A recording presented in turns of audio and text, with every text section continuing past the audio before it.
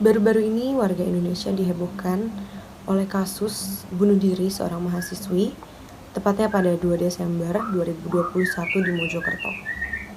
Ditemukan mayat seorang mahasiswi yang ditemukan tepat di samping makam ayahnya yang baru saja meninggal. Korban diduga melakukan bunuh diri karena ditemukannya racun. Sebelumnya, korban memiliki pacar, seorang anggota Polri, di mana mereka sudah berkenalan sejak Oktober 2019 di sebuah toko distro baju yang ada di Malang. Mereka pun akhirnya berkenalan dan saling bertukar nomor handphone sehingga menjalin sebuah hubungan.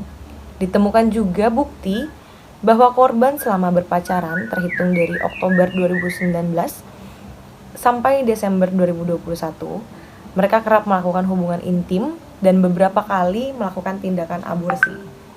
Tindakan ini dilakukan dalam 2 kali dengan usia kandungan mingguan pada Maret 2020 dan usia kandungan 4 bulan pada Agustus 2021. Untuk tindakan aborsi yang pertama, korban melakukan aborsi sebab disuruh oleh kekasihnya, Bribda Randy Bagus, dengan meminum obat yang Randy belikan seharga 1,5 juta. Selain diminta untuk menggugurkan kandungan oleh sang pacar, Novia juga kerap mendapat tekanan dari keluarga sang pacar. Berbagai teror yang dikirim dari keluarga Randy semakin membuat Novia ketakutan dan tertekan. Mengingat bahwa Novia baru saja ditinggal sang ayah, ditambah banyaknya masalah dan berbagai tekanan yang ia rasakan membuat Novia depresi berat. Sehingga sempat dibawa ke rumah sakit jiwa dan disarankan untuk rawat inap. Namun Novia menolak. Novia menulis seluruh keluh kesahnya pada salah satu platform, Quora. Ia menulis masalah yang ia alami hingga berbagai surat untuk mama.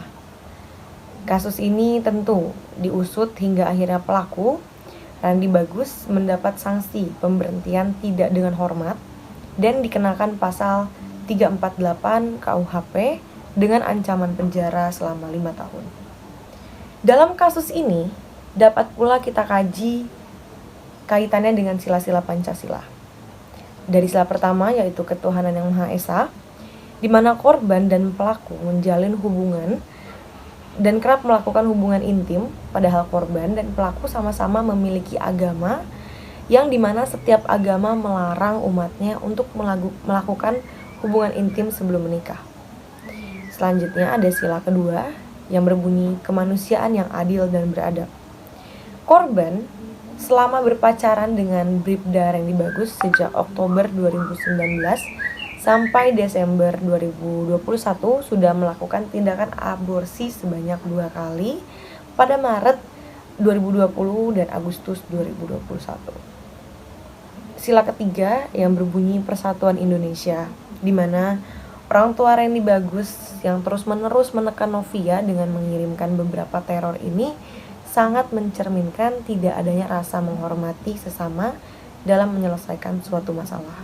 Kasus ini juga bertentangan dengan sila keempat yang berbunyi kerakyatan yang dipimpin oleh hikmat kebijaksanaan dalam permusyawaratan perwakilan, di mana dalam kasusnya tertulis bahwa lambatnya proses dari pihak berwajib dalam memproses laporan korban sebelum akhirnya korban memilih untuk bunuh diri, maka disimpulkan bahwa tidak adanya kebijaksanaan dari pihak kepolisian dalam menanggapi laporan tersebut.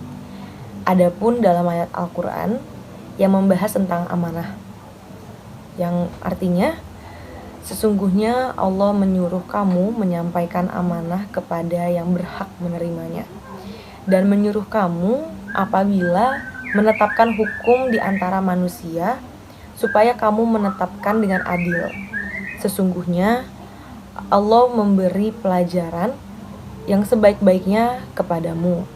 Sesungguhnya Allah adalah Maha mendengar lagi Maha melihat. Quran Surat An-Nisa ayat 58. Selain dari keempat sila itu, ternyata kasus ini juga melanggar sila kelima. Karena dalam kasus ini yang bertentangan dengan isi sila kelima yaitu keadilan sosial bagi seluruh rakyat Indonesia, yang dimana tidak adanya keadilan bagi jabang bayi yang dikandung, yang dimana dijelaskan dalam Undang-Undang HAM bahwa setiap orang berhak hidup dan mempertahankan kehidupannya.